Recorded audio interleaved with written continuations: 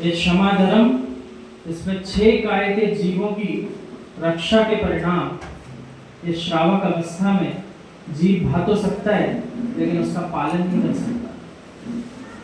6 काय के जीवों की विराधना टालने के लिए जो एकाग्र चित्त होकर अपने जीवन का क्षण निकाल रहे हैं, तो निर्ग्रंथ वीतरागी श्रवण है। ऐसा अनादिकाल से जितने मुनिराज हुए, आचार्य उपाध्याय परमेष्टि हुए, उन सभी ने उसी रत्नात्रय धर्म का पालन किया और उसी रत्नात्रय धर्म के बल पर जो एकमात्र मार्ग है मोक्ष जाने का, उससे अपना मार्ग प्रशस्त किया और इसी प्रकार सिद्धत्व की प्राप्ति हो सके। अन्य कोई मार्ग नहीं जो जीव पालन करने का भाव बनाए, मार्ग तो एक ही है। ऐसा आचार्य भगवान कुंद स्वामी जी चारित्र पाहुड़ में भी स्पष्ट कहते हैं कि जब भी वाचना हो तो सर्वप्रथम मुनि धर्म की ही वाचना होना चाहिए।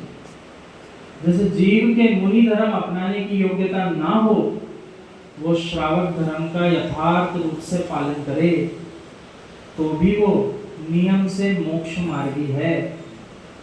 लेकिन जिसे जीव के ना तो रत्नात्रय धर्म पालन करने के भाव हैं, ना श्रावक धर्म को पालन करने के भाव हैं, वो जीव मोक्ष मार्ग में किंचित भी आगे नहीं बढ़ रहा, मोक्ष मार्ग से बहुत दूर। इसलिए उत्तम क्षमा धर्म पर आज आचार्य भगवान सबसे पहले ये बता रहे हैं कि पर्व जो हैं क्यों आते हैं, ये जीवों को जगाने के लिए आते हैं। जिन्हें जीवों को किंचित भी समय नहीं मिल पाता, वे भी 10 लक्षण पर्व में क्या करते हैं, जिनेंद्र भगवान की आराधना करते हैं। ध्यान बड़ा गंभीर हो गया आज, इसलिए प्रसंग थोड़ा सा सरल लेना पड़ेगा। ध्यान अपना बहुत गंभीर था आज, गूढ़ ध्यान था। इसमें मात्र अपन वीतरागी श्रवणों के समान आत्मा को लक्ष्य बनाकर अपना चिंतन करने का भाव बना रहे थे। अपन भावना तो भाई सकते हैं, भावना भाने में कहाँ कुछ दिक्कत है।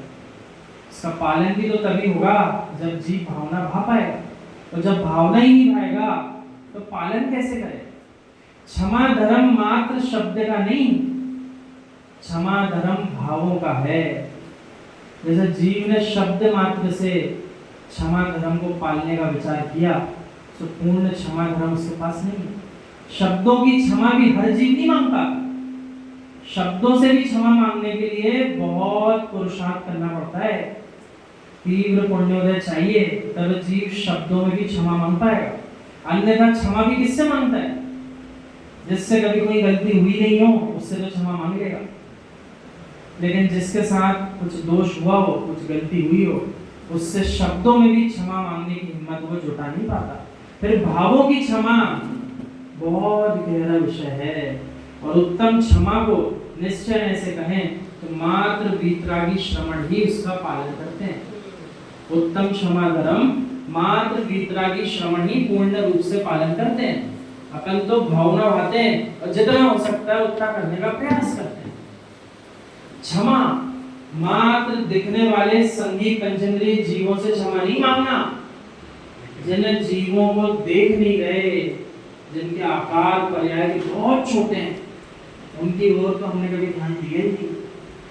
कैसे एक एक करके जीवों की विराधना की, बिना देखे कदम बढ़ाए, बिना देखे वस्तुओं को रखा, वस्तुओं को उठाया।